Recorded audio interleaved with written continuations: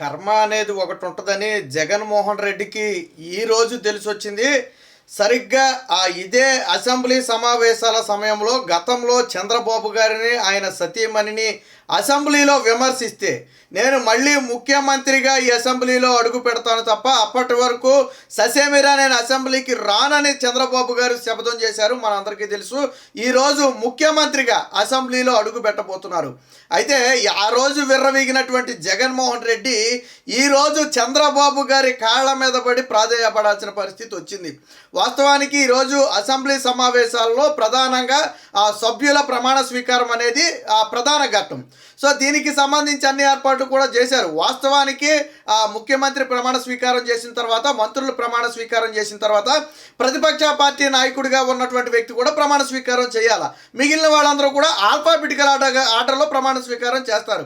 ఆ లెక్కన జగన్మోహన్ రెడ్డికి ప్రతిపక్ష పార్టీ హోదా కూడా లేదు కాబట్టి ఆయన కూడా అందరిలాగానే ఆల్ఫాబెటికల్ ఆర్డర్లో జే ఎప్పుడైతే వస్తుందో ఆ జే వచ్చే వరకు ఆయన ఆగి ఆయన అక్కడ ప్రమాణ స్వీకారం చేయాలి. సో అది జగన్మోహన్ రెడ్డి కొద్ది అవమానంగా భావించాడు. దాన్ని పక్కన పెడితే ప్రతిపక్ష పార్టీ హోదా కూడా లేదు కాబట్టి జగన్మోహన్ రెడ్డి కారును అసెంబ్లీ లోనికి వెళ్ళనివ్వరు.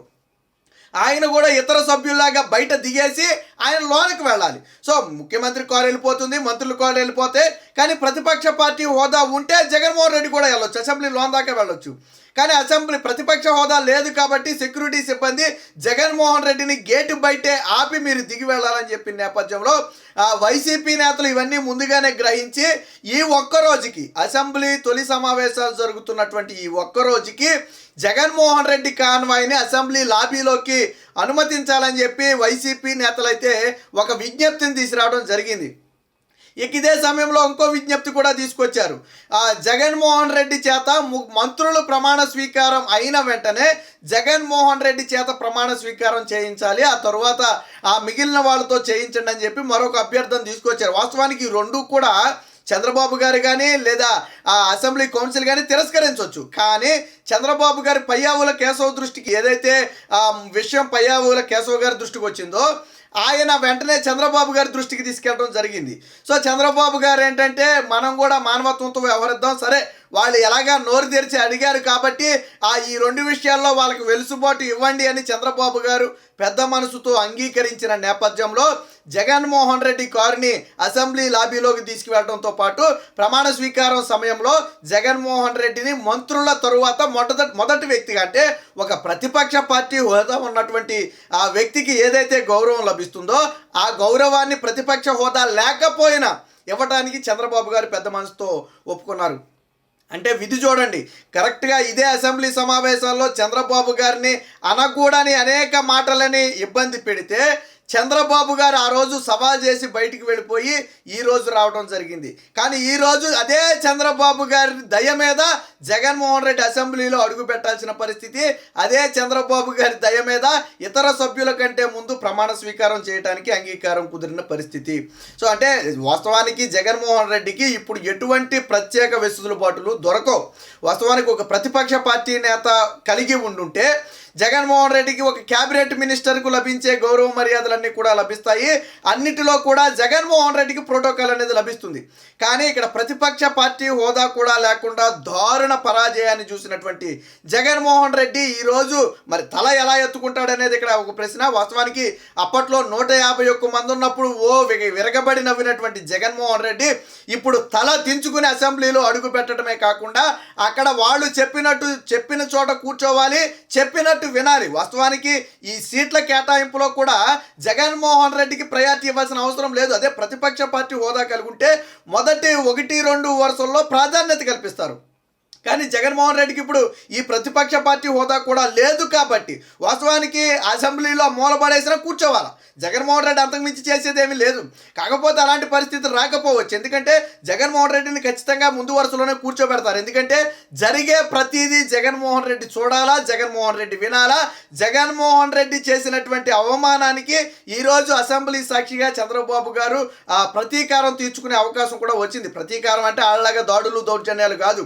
ఆ రోజు ఏదైతే చంద్రబాబు గారిని నిండు సభలో అవమానించారో ఆ సభలోనే ఈరోజు చంద్రబాబు గారు ముఖ్యమంత్రిగా ప్రసంగిస్తుంటే ప్రతిపక్ష పార్టీ హోదా కూడా లేని జగన్మోహన్ రెడ్డి బెత్తరు చూపులు చూడాల్సిన పరిస్థితి. నాకు తెలిసి మొదటి రోజు మాత్రం ఖచ్చితంగా రావాలి, ఎందుకంటే మొదటి రోజు అనేది ప్రమాణ స్వీకారం ఉంటుంది కాబట్టి ఖచ్చితంగా రావాలి. తర్వాత అసెంబ్లీకి రాపోయినా అది వేరే విషయం. 2014 నుంచి 19 వరకు జగన్మోహన్ రెడ్డి అసెంబ్లీ సమావేశాలకు వచ్చాడా, ఏం మాట్లాడాలో తెలియక ప్రజల్లో తిరుగుతానని చెప్పి వంకబెట్టి పారిపోయాడు. సరే, ప్రజలు నమ్మారు, గెలిపించారు అనుకోండి. జగన్మోహన్ రెడ్డి నిజరూపం తెలిసిన తర్వాత ఎన్ని సీట్లు ఇచ్చారో మీరే చూశారు కాబట్టి దాని గురించి మనం పెద్దగా మాట్లాడక్కర్లేదు. అయితే జగన్మోహన్ రెడ్డి లాంటి ఒక వ్యక్తికి ఖచ్చితంగా ఇది గుణపాఠం కావాలా. మనం అధికారంలో ఉన్నాం కదా అని విర్రవీగితే రేపటి రోజున ఎలాంటి పరిస్థితులు ఎదుర్కోవాల్సి వస్తుంది అనేది జగన్మోహన్ రెడ్డికి తెలియాలా. నాకు తెలిసి వైసీపీ నేతలు కానీ జగన్మోహన్ రెడ్డి కానీ ఈ ప్రమాణ స్వీకారం అయిన తర్వాత ఇంకా అసెంబ్లీకి అయితే రారు అనేది నాకు ప్రధాన ఉద్దేశం. ఆల్రెడీ నిన్నే చేతులు ఎత్తేసాడు. సో అక్కడ నాకేదో అసెంబ్లీలో మనమేదో చేయగలమనే నమ్మకం నాకైతే లేదని 2 చేతులు ఆల్రెడీ ఎత్తేసాడు జగన్మోహన్ రెడ్డి. సో అక్కడే అర్థమైంది వాళ్ళకి అసెంబ్లీకి వచ్చే ఉద్దేశం లేదు. పైగా ఏదో ఓదార్పు యాత్రకు ప్లాన్ చేస్తున్నాడంటే, ఓదార్పు యాత్ర దేనికి, ఎవడ పోయాడు ఇప్పుడు? జగన్ గెలుపోవటంలో రాజకీయాల్లో సహజం. జగన్మోహన్ రెడ్డి ఓడిపోయాడని ఎవడైనా పోయాడా? అది కూడా డిసెంబరు జనవరిలో ప్లాన్ చేద్దామనంట. అంటే ఇప్పటికైతే శవాలు దొరకలేదు కాబట్టి ఈ మధ్యలో చనిపోయిన వాళ్ళందరినీ జగన్మోహన్ రెడ్డి ఖాతాలో వేసేసి ఓదార్పు యాత్ర పేరుతో తిరగాలనేది జగన్మోహన్ రెడ్డి ఉద్దేశం. నువ్వు గతంలో అంటే పదవి చేపట్టలేదు కాబట్టి అప్పుడు నువ్వు ఎన్ని దొంగ నాటకాలు ఆడినా ప్రజలు నమ్మారు.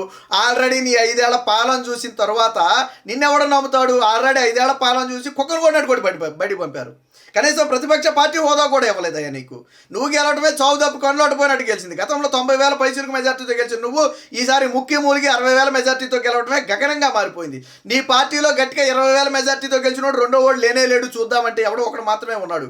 పెద్దిరెడ్డి లాంటి కొమ్ములు తిరిగిన వాడికి 5,000 6,000 మెజార్టీ. సో అది నీ బ్రతుకు. ఇక నీ పార్టీలో చాలామంది ఇప్పటికే నిన్ను దాదాపుగా వదిలేశారు. వాళ్ళందరూ ఎవరి తరాలు చూసుకుంటున్నారు. ఇక గెలిచిన వాళ్ళు ఎంతమంది ఉంటారో ఎంతమంది పోతారు అనేది వాళ్ళ ఇష్టం అనుకో. అంటే పరిస్థితులు చూడండి. ఆ రోజు పగలబడి నవ్వితే, ఆ రోజు విరగబడి నవ్వితే, మళ్ళీ చంద్రబాబు గారి ఏడ్చిన దానికి మీరు కామెంట్స్ చేస్తే ఈ రోజు మీ కర్మ ఎలా కాలిపోయిందో చూడండి.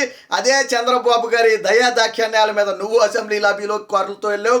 అదే చంద్రబాబు గారి దయా దాక్షిణ్యాల మీద ఈరోజు ముందు వరుసలో ప్రమాణ స్వీకారం చేయబోతున్నావు. అదే చంద్రబాబు గారి దయా దాక్షిణ్యాల మీద ఈరోజు అసెంబ్లీలో ముందు వరుసలో కూర్చోబోతున్నావు. అంటే నీలాగా చంద్రబాబు గారి కక్ష సాధించాలి అనుకుంటే ఖచ్చితంగా నిన్ను గేటు బయట దింపి నడిపించి తీసుకొచ్చేవాళ్ళు అసెంబ్లీకి.